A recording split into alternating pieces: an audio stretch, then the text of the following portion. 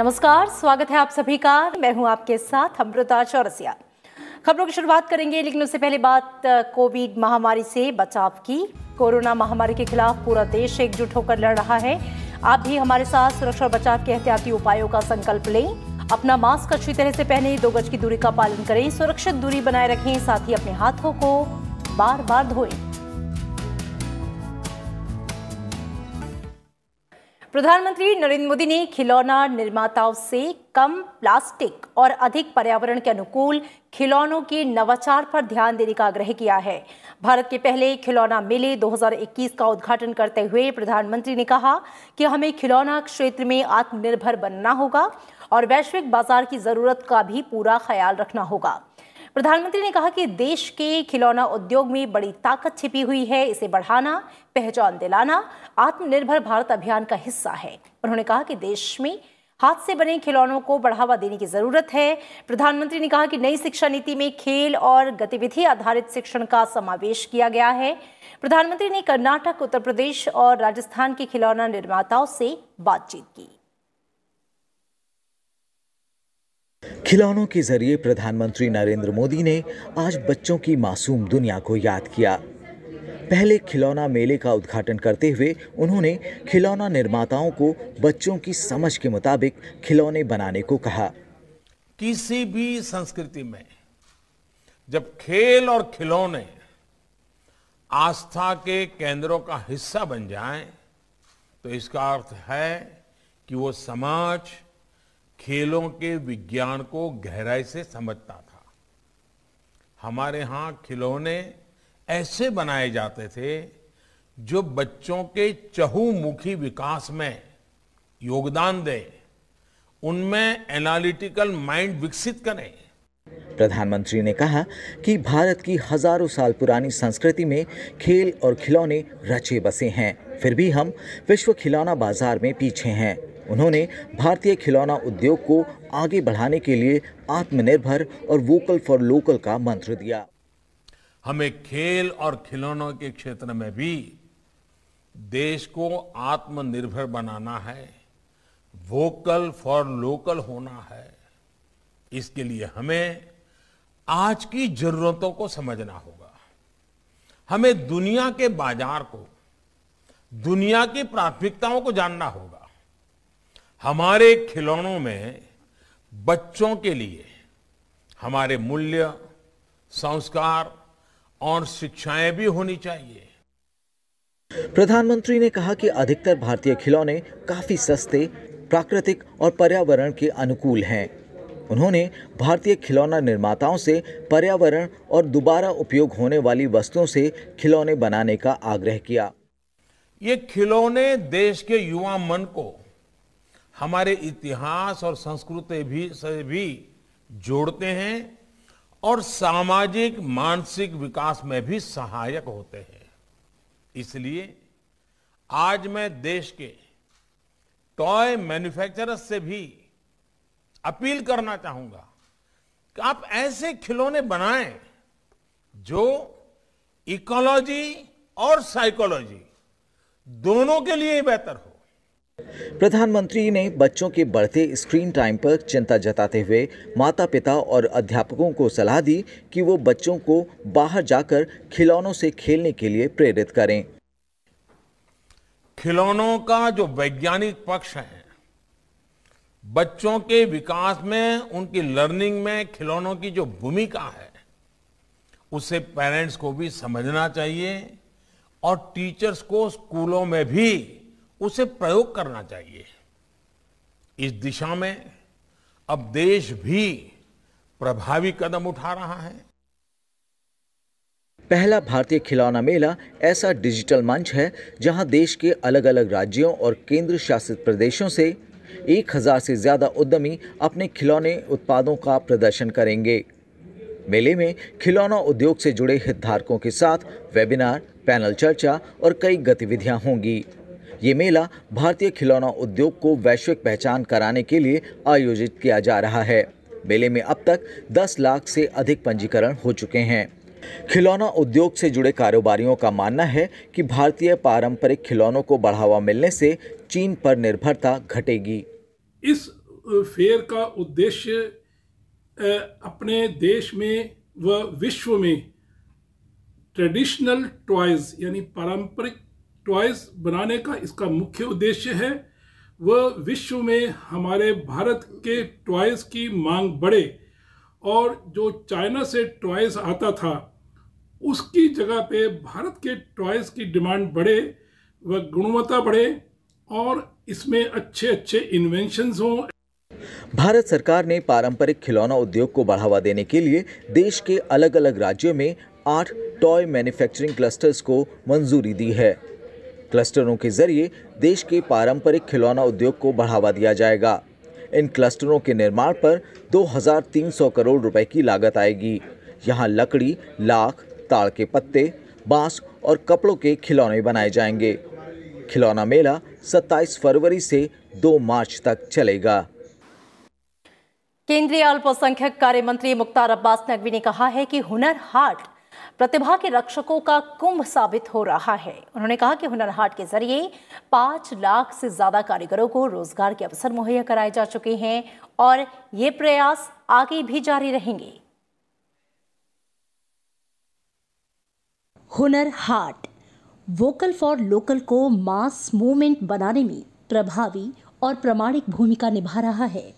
दिल्ली स्थित जवाहरलाल नेहरू स्टेडियम में आयोजित 26वें हुनर हाट में आज संवाददाता सम्मेलन के दौरान मुख्तार अब्बास नकवी ने कहा कि हुनर हाट में अब तक 12 लाख से ज्यादा लोग वोकल फॉर लोकल अभियान के साक्षी बने हैं और आने वाले दिनों में ये संख्या 16 लाख से ऊपर जाने की उम्मीद है। हमारा संकल्प है कि जब हम आज़ादी के 75वें वर्ष को देश में मना रहे होंगे, 75वीं वर्षगांठ को, अमृत महोत्सव को, तो हम 75 हुनर हाटों के क्रम को पूरा करके 7,50,000 से ज़्यादा दस्तकारों, शिल्पकारों को रोजगार और रोजगार के अवसर से जोड़ेंगे। मुख्तार अब्बास नकवी ने कहा कि हुनर हाट के जरिए अब तक 5,30,000 से ज्यादा कारीगरों, शिल्पकारों और पाक कला में माहिर लोगों को रोजगार और रोजगार के अवसर प्रदान किए गए। हुनर हाट में शामिल हुए कारीगरों और ग्राहकों ने भी सरकार के इन प्रयासों को सराहनीय बताया है। हुनर हाट का समापन 1 मार्च को होगा। रक्षा मंत्री राजनाथ सिंह ने 21 फरवरी को हुनर हाट का उद्घाटन किया था। लोकल टू ग्लोबल थीम पर आधारित हुनर हाट में स्वदेशी उत्तम भारतीय खिलौनों पर खास ध्यान दिया गया है। 31 राज्यों और केंद्र शासित प्रदेशों से 600 से अधिक कारीगर और शिल्पकार हुनर हाट में शामिल हुए। अगला हुनर हाट 12 से 21 मार्च तक भोपाल में आयोजित किया जाएगा। तो देखा आपने किस तरीके से Hunar Haat vocal for local और आत्मनिर्भर भारत जैसे मास मूवमेंट के लिए एक परफेक्ट प्लेटफॉर्म है। यहाँ पे आए कारीगरों का ये भी मानना है कि हुनर हाट से उनको रोजगार के कई अवसर मिले हैं। Camera person DK Pandey, camera सहायक राजीव कुमार के साथ अरुणा ठाकुर। प्रधानमंत्री नरेंद्र मोदी ने सस्टेनेबल डेवलपमेंट के लिए सेरावीक वैश्विक ऊर्जा और पर्यावरण नेतृत्व पुरस्कार से सम्मानित किया जाएगा। प्रधानमंत्री को ये सम्मान अगले हफ्ते अंतर्राष्ट्रीय ऊर्जा समिट के दौरान दिया जाएगा। इस दौरान प्रधानमंत्री सेरावीक कॉन्फ्रेंस 2021 को संबोधित भी करेंगे। इस सम्मेलन के नामी वक्ताओं में पर्यावरण के लिए अमेरिकी राष्ट्रपति के विशेष दूत John Kerry, bill and Melinda Gates foundation के सह अध्यक्ष ब्रेकथ्रू एनर्जी बिल गेट्स की संस्थापक और सऊदी अरामको के अध्यक्ष और CEO अमीन नासेर होंगे। ये सम्मेलन 1 मार्च से 5 मार्च तक वर्चुअल माध्यम से आयोजित होगा। कार्यक्रम के आयोजक IHS मार्केट के उपाध्यक्ष नियल वीरगिन ने कहा है कि आर्थिक विकास, गरीबी घटाना और नए ऊर्जा भविष्य के पथ पर आगे बढ़ते हुए भारत वैश्विक ऊर्जा और पर्यावरण के एक केंद्र के तौर पर उभरा है।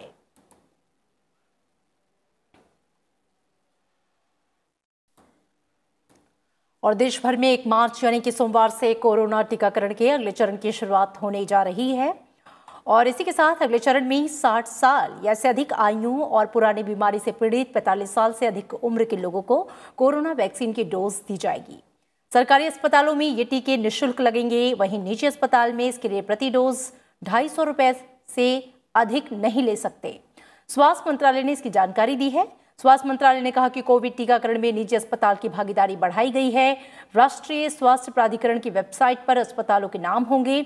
दूसरी बीमारियों से ग्रस्त लोगों को टीके के लिए बीमारी सर्टिफिकेट देना होगा। अब तक फ्रंटलाइन कर्मियों को 1,42,00,000 से अधिक कोविड के टीके लगाए जा चुके हैं। टीकाकरण अभियान के 42वें दिन 7,69,000 स्वास्थ्य कर्मियों और अग्रिम पंक्ति के कार्यकर्ताओं को टीके लगाए गए। अब तक 77% स्वास्थ्य कर्मियों को टीके की पहली खुराक दी जा चुकी है और 70% को दूसरी खुराक मिली है।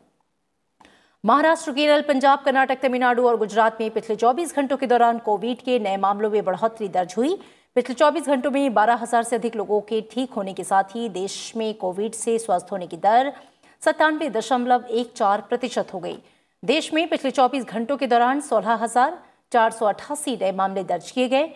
भारत में कुल सक्रिय मामलों की संख्या आज करीब 1,60,000 हो गई है।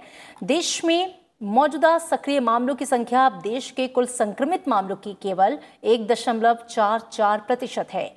मंत्रालय ने यह कहा है कि 1,60,00,000 से अधिक रोगी इस बीमारी से पहले ही स्वस्थ हो चुके हैं।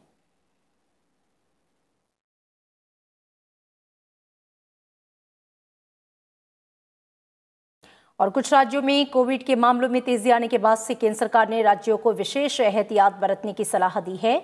कैबिनेट सचिव राजीव गौबा ने आज महाराष्ट्र, पंजाब, गुजरात, मध्य प्रदेश, छत्तीसगढ़, पश्चिम बंगाल, तेलंगाना और जम्मू कश्मीर के मुख्य सचिवों के साथ उच्च स्तरीय बैठक की। इन राज्यों और केंद्र शासित प्रदेशों में कोरोना के मामले तेजी से बढ़े हैं। कैबिनेट सचिव ने राज्यों से सतर्कता बनाए रखने, निगरानी बढ़ाने और कोविड-19 के प्रोटोकॉल का पालन करने की सलाह दी है। वहीं केंद्रीय गृह सचिव ने राज्यों और केंद्र शासित प्रदेशों से कोविड महामारी पर पूरी तरह से नियंत्रण पाने के लिए उचित सावधानी और कड़ी निगरानी रखने को कहा है। कोविड के मौजूदा दिशा निर्देशों को 31 मार्च तक बढ़ाने के बारे में सभी राज्यों और केंद्र शासित प्रदेशों को पत्र लिखा गया है। उन्होंने कहा कि पिछले कुछ महीनों में देश में सक्रिय और नए मामलों की संख्या में गिरावट आई है, लेकिन सावधानी बरतने और कड़ी निगरानी की आवश्यकता है। राज्यों और केंद्र शासित प्रदेशों से सावधानी पूर्वक कंटेनमेंट जोन बनाने के लिए कहा गया है। इन क्षेत्रों में कोविड दिशा निर्देशों का कड़ाई से पालन सुनिश्चित करने का निर्देश दिया गया है। महाराष्ट्र में कोरोना मामलों की बढ़ती संख्या के मद्देनजर लातूर के जिला प्रशासन ने आज और कल जनता कर्फ्यू लगाने का फैसला किया है। लातूर के जिलाधिकारी पृथ्वीराज बीपी ने लोगों से अपील की है कि आपात स्थिति को छोड़कर लोग अपने घरों से बाहर ना निकले। महाराष्ट्र के लातूर जिले में बुधवार को संक्रमण के 98 नए मामले सामने आने के बाद से संक्रमित हुए लोगों की संख्या बढ़कर 25,045 हो गई है। वहीं संक्रमण की वजह से अब तक 703 लोगों की मौत हो चुकी है।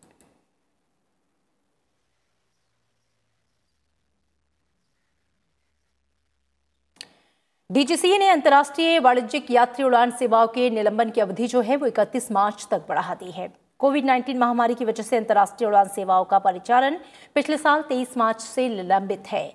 डीजीसीए के आदेश के मुताबिक अलग अलग मामले के आधार पर सक्षम प्राधिकरण अंतर्राष्ट्रीय उड़ानों को चुनिंदा मार्गों पर अनुमति दे सकता है। कार्गो उड़ानों और डीजीसीए से विशेष रूप से मंजूर की गई उड़ानों पर ये प्रतिबंध लागू नहीं होंगे।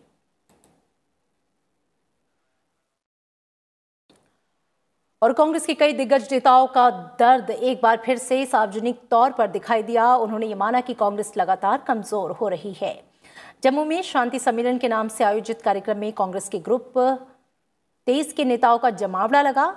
वरिष्ठ कांग्रेस नेता गुलाम नबी आजाद के राज्यसभा का कार्यकाल खत्म होने के कुछ दिनों बाद आयोजित सभा में कांग्रेस के कई दिग्गज नेताओं ने हिस्सा लिया।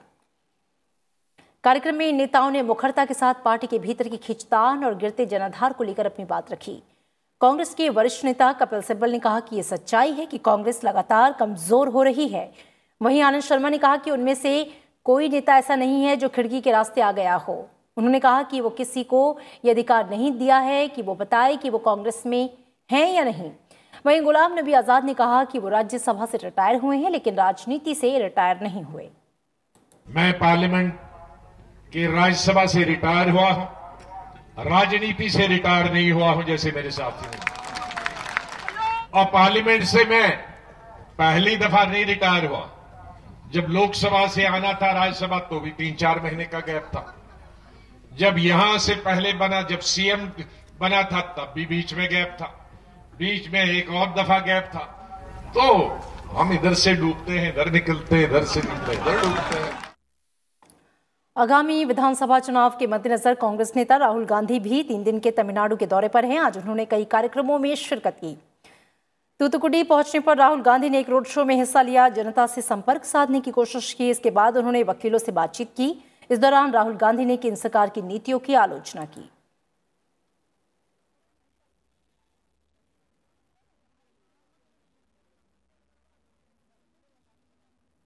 विधानसभा चुनाव की घोषणा के साथ ही राजनीतिक दलों की चुनावी राज्यों में गतिविधियां जो हैं वो तेज हो गई हैं। तमिलनाडु में 6 अप्रैल को होने वाले विधानसभा चुनाव के लिए सत्तारूढ़ AIADMK और बीजेपी ने सीट बंटवारे पर बातचीत शुरू कर दी है। केंद्रीय मंत्री जी किशन रेड्डी, जनरल VK सिंह सहित बीजेपी के प्रतिनिधिमंडल ने आज मुख्यमंत्री और AIADMK के समन्वयक के पलानीस्वामी और उप मुख्यमंत्री O पनीरसेल्वम से चर्चा की। बीजेपी नेताओं के मुताबिक बातचीत सौहार्दपूर्ण माहौल में हुई और सीट बंटवारे पर जल्द सहमति बन जाएगी। AIADMK के नेताओं ने अलग से PMK के प्रतिनिधिमंडल से भी बातचीत की है। अभिनय से राजनीति में आए विजयकांत की पार्टी DMDK और GK वासन की तमिल मनीला कांग्रेस भी AIADMK की सहयोगी है।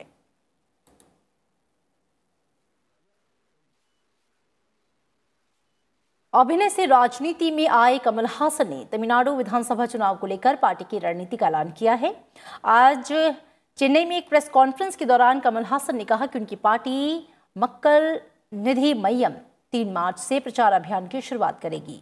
किसी पार्टी के साथ गठबंधन पर कमल हासन ने कहा, इस बारे में अंतिम फैसला होने के बाद ही जानकारी दी जाएगी। कमल हासन ने कहा कि पार्टी 7 मार्च को उम्मीदवारों की पहली सूची जारी करेगी और इसी बीच ऑल इंडिया समातुबा मक्कल काची यानी कि AISMK के संस्थापक और करीब 1 दशक से AIADMK के सहयोगी रहे R शरद कुमार ने कहा है कि कमल हासन की पार्टी मक्कल निधि मय्यम से गठबंधन की संभावना के लिए चर्चा की जाएगी।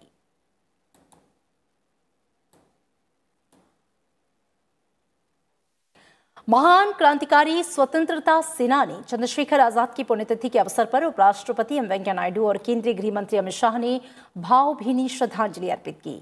एक ट्वीट संदेश में उपराष्ट्रपति ने कहा कि चंद्रशेखर आजाद एक निर्भीक क्रांतिकारी और सच्चे देशभक्त थे। वे एक असाधारण व्यक्तित्व थे और उन्होंने अनेक लोगों को स्वतंत्रता आंदोलन में शामिल होने के लिए प्रेरित किया। उपराष्ट्रपति ने कहा कि मातृभूमि के लिए किया गया उनका सर्वोच्च बलिदान हमेशा याद किया जाएगा। गृह मंत्री अमित शाह ने भी शहीद चंद्रशेखर आजाद को श्रद्धांजलि अर्पित की। उन्होंने कहा कि चंद्रशेखर आजाद को आजाद भारत से कम कुछ भी स्वीकार नहीं था। उनका बलिदान हमें मातृभूमि की सेवा में अपना सब कुछ अर्पण करने की सीख देता है।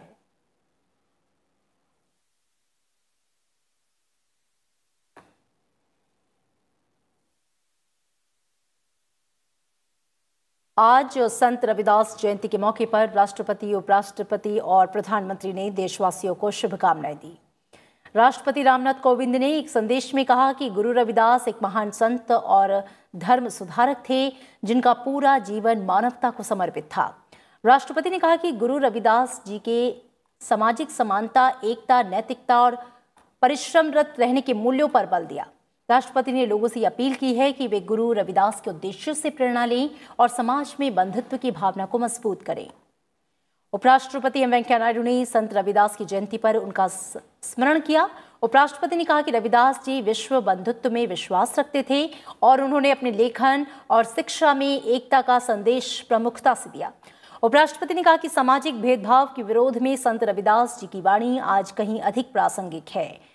प्रधानमंत्री नरेंद्र मोदी ने संत रविदास को उनकी जयंती पर भावभीनी श्रद्धांजलि अर्पित की। ट्वीट संदेश में प्रधानमंत्री ने कहा कि संत रविदास जी ने सदियों पहले समानता, सद्भावना और करुणा पर जो संदेश दिए, वे देशवासियों को युगों युगों तक प्रेरित करने वाले हैं। संत रविदास जयंती के उपलक्ष्य में आज बीजेपी मुख्यालय में एक कार्यक्रम का आयोजन किया गया। इस अवसर पर पार्टी अध्यक्ष जेपी नड्डा ने कहा कि केंद्र सरकार विभिन्न कार्यक्रमों के जरिए निर्धन, वंचित, शोषित और कमजोर वर्गों को मुख्यधारा में लाने का प्रयास कर रही है।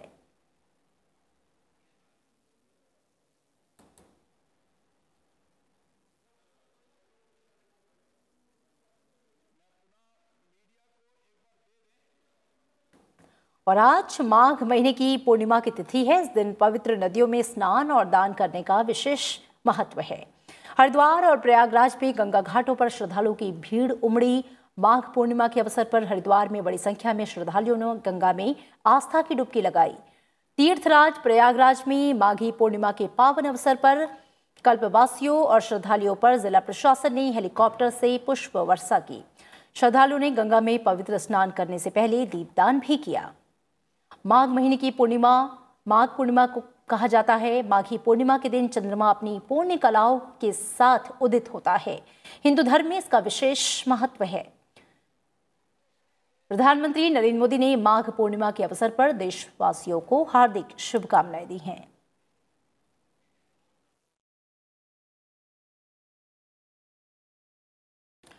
और इसी के साथ बुलेटिन में इतना ही। दीजिए इजाजत। नमस्कार।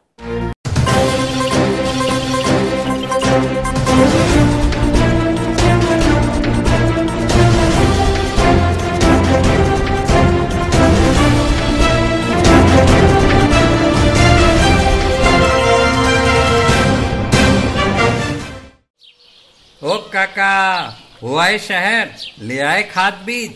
भाई लेके तो आया हूँ, पर क्या कहूँ, महंगाई इतनी हो गई है कि समझ में नहीं आता है कि खेती करे कैसे। फसल भी अच्छी नहीं होती है, ये दवाइयाँ नहीं डालूँ तो कर्जा करके लाओ, कैसे भी लाओ, लाना तो पड़ेगा ही। और ये दवाई की दुकान का कर्जा तो ख़त्म होने का नाम नहीं लेता। लाना तो मुझे भी है, पर सब कुछ इतना महंगा है, कहाँ से लाऊं, किससे खरीदूं, किसके पास सही दामों में मिलेगा और क्वालिटी उत्पाद भी मिलेगा या नहीं।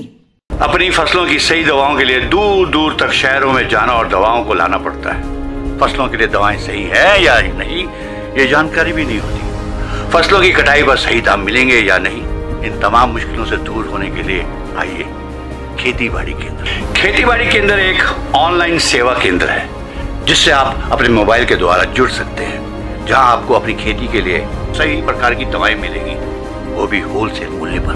वो सभी दवाएं सीधा निर्माता से लेकर आप तक पहुंचाते हैं, यानी कि बीच में होने वाले सारे खर्च की बचत आपकी जेब में। साथ ही साथ दवाओं को लाने और ले जाने की झंझट से भी छुटकारा। अपनी मुश्किलों को दूर करने के लिए आप खेती बाड़ी केंद्र पर एक मिस कॉल करें। खेती बाड़ी केंद्र का किसान मित्र आपसे तुरंत संपर्क करेगा और आपको सभी जरूरी जानकारी देगा। खेती बाड़ी केंद्र की फ्रेंचाइजी लेकर खेती बाड़ी मित्र बनिए और किसानों की सेवा कर देश की तरक्की में भागीदार बने। आज ही संपर्क करें नीचे दिए गए नंबर पर और खेती बाड़ी केंद्र से जुड़े। ये है खेती बाड़ी केंद्र ऐप। अच्छा, किसानों की सरदारी, उन्नत खेती बाड़ी। खेती बाड़ी केंद्र, देश के अन्नदाता की दुकान।